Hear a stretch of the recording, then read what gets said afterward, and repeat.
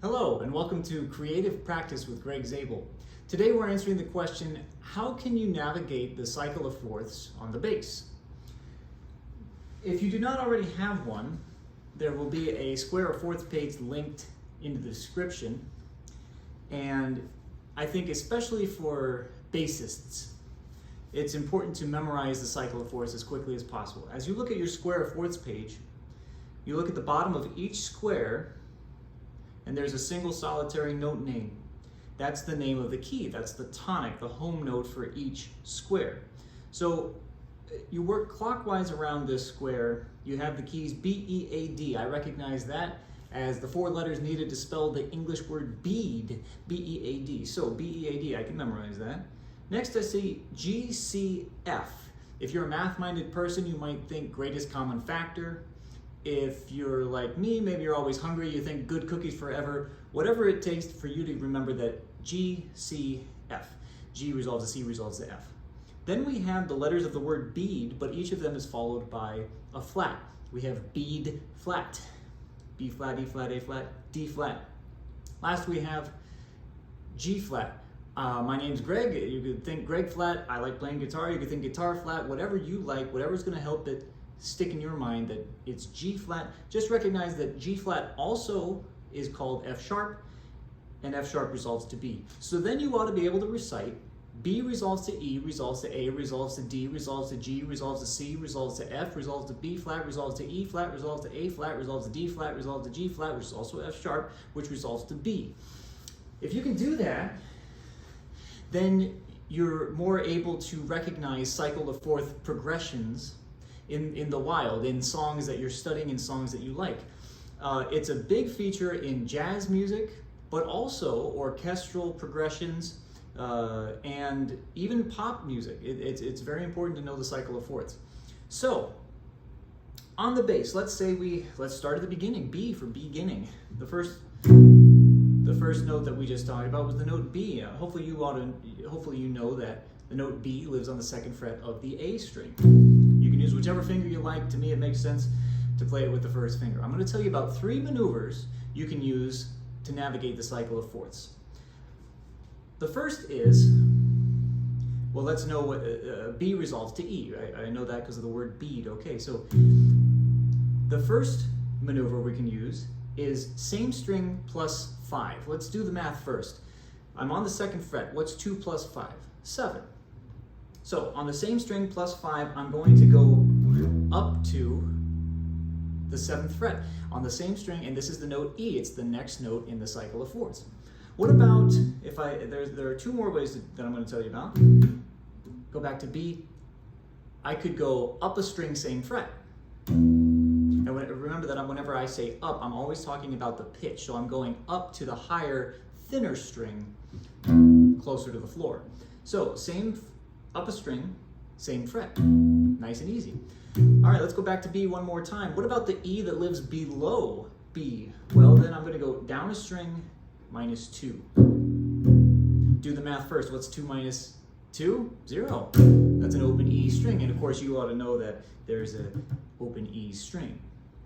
So we could go B to E, we could go B to E, or we could go B to E. So think about what you just learned.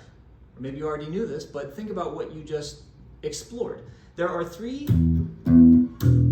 E's. So let's say you don't know all the notes on the you have to think a little bit if it's, oh, you're up here, you know. What's the name of this note? Well, this can help you if you're coming from a note that you know. All you have to think is same string plus 5. Let's go to the note E. Maybe I don't play in this part of the neck so often, but it's good to know that I could. Let's keep going. Let's say we went to here. So E resolves to A. The next note in the cycle is A. I could get there by going up, same string plus 5. I'm on the 7th fret. 7 plus 5 is 12. That's my double dot. So there's the next note in the cycle. I could go back to E. I could go up a string, same fret. Or I could go down a string, minus 2. 7 minus 2 is 5. Nice and easy to find. So I've got E to A, E to A, or E to A. All right? Sometimes it's nice to link these multiple sequences, you do the same maneuver several times in a row, as many times as you can in a row. Let's see what happens if we go B. We're going to do same string plus 5 for as long as we can. So 2 plus 5 is 7. B resolves to E. E resolves to A. 7 plus 5 is 12. A resolves to D. 12 plus 5 is 17. Okay, so I know that that note is D because I have knowledge of the cycle of fourths. But now I'm out of frets. I can't do same string plus 5 anymore. So how about I do up a string, same fret? D resolves to G. I know that this note way up here is G. What if I do that again? Up a string, same fret. G resolves to C. But now I can't go up a string plus 5, and I can't go, I can't go same string plus 5, and I can't go up a string, same fret. So now I must go down a string minus 2. This is 17, 17 minus 2 is 15. That's this dot over here. So down a string, C resolves to F, G, C, F. Don't forget, good cookies forever. This is the note F. F resolves to what? B flat. Now I'm going to do as many down a string minus 2 maneuvers as I can do. So down a string minus 2, B flat. Down a string minus 2, B flat resolves to E flat. Now let me go up a string, same fret for as many times as I can. How about E flat resolves to A flat. A flat resolves to D flat. D flat resolves to G flat, which is also F sharp. So now I'm going to do, let's do same string plus 5. We haven't done that in a minute. Do the math first. I'm sorry. 11 plus 5 is 16. That'll be in between the dots. Here's the note B. So then I just made a journey from B all around the cycle of fourths, starting here.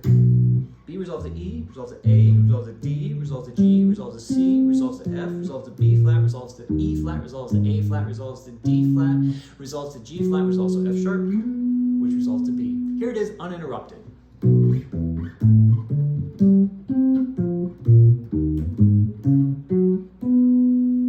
All right.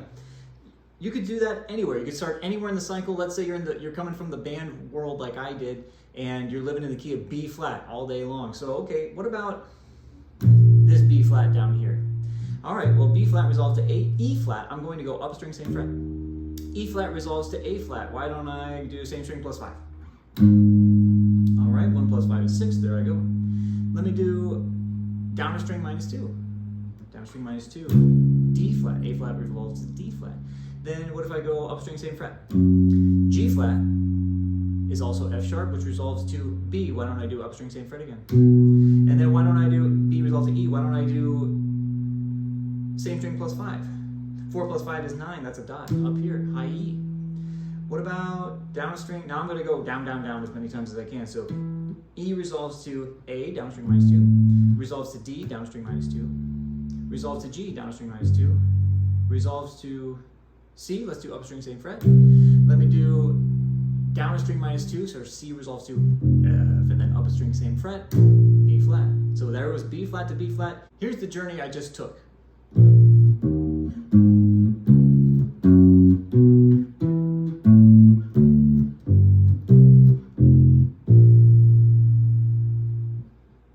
So you can use these 3 maneuvers to navigate the cycle of fourths. If you're playing a song in your class or with your private lesson teacher that has cycle of fourth motion, you can use these maneuvers. You don't have to stay in the same spot all the time. Matter of fact, a lot of times it's nicer to travel. It depends on where you're going and where you're coming from, but it's nice to have these 3 options to navigate the cycle of fourths. As you just saw, we can take a turn whenever we want. We can use whichever maneuver we want as long as we don't run out of frets either direction or run out of strings either direction. At some point you have to make a turn, but you can explore endless possibilities around the cycle of fourths with these 3 maneuvers. Thank you very much for watching, and have fun being creative.